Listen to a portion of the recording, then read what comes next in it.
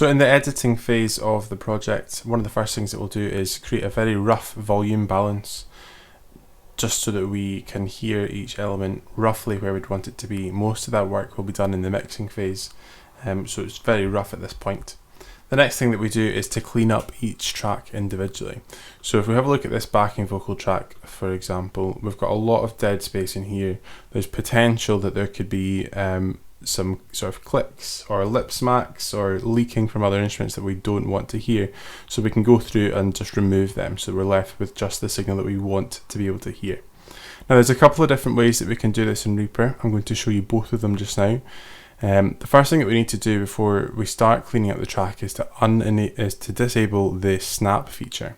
So the minute when I am clicking around, it's not letting me put the cursor exactly where I want it. It's moving it to the grid. So I can uncheck that, so I can be really much more specific with where I'm actually clicking. So the first way of doing this process is to simply split the region. So we put the playhead where we want it to split and then hit S for split. I can then select that region which is empty and just delete that.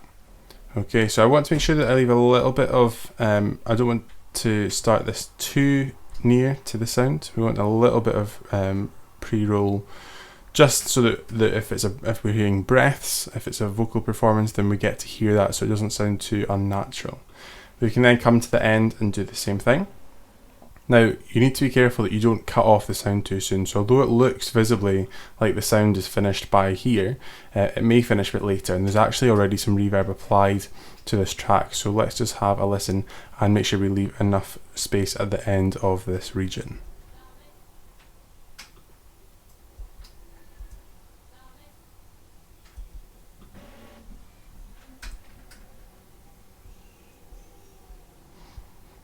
Let me just come further along and work through the same process again, just leaving a little bit of space. We can tidy it up later by adjusting it here as well, but for now we just want it to be trimmed down a bit. Now there is another way that you can approach this, which is slightly faster. It kind of does a lot of the work for you, and it would also allow us to really quickly remove all the dead space between each chunk of this track here, and that's a function called dynamic splitting in Reaper.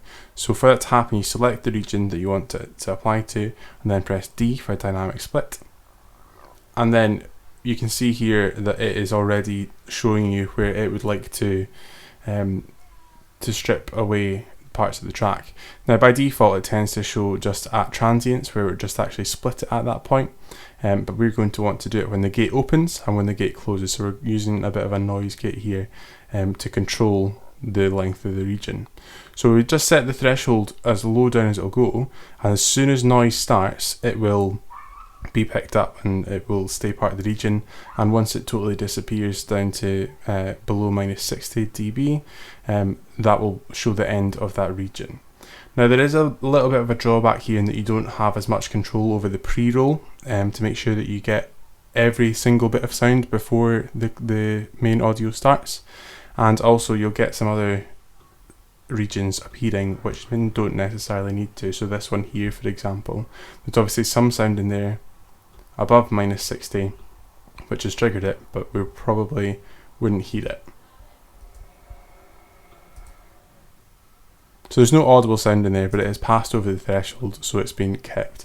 But we can just delete that, and if we feel the need to bring these back, it hasn't deleted the data, it's just not showing it as part of our project. So that is how we can work through that cleaning up process.